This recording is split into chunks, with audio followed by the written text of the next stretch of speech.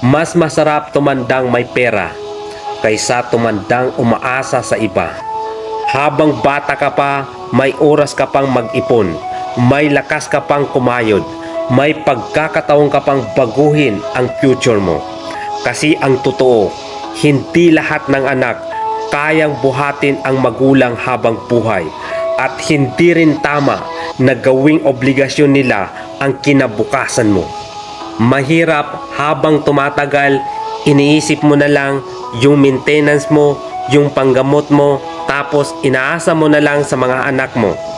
Hindi masama na tulungan kanila, pero iba pa rin yung kaya mong tumayo sa sarili mong paa.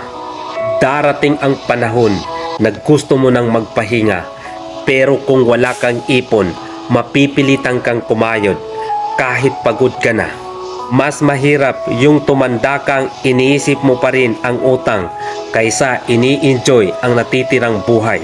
Kaya habang maaga pa, malakas ka pa, may trabaho ka pa, mag-ipon ka, mag-invest ka at ayusin mo ang buhay mo para pagdating ng panahon, hindi ka umaasa, hindi ka pabigat, ikaw pa ang nagbibigay.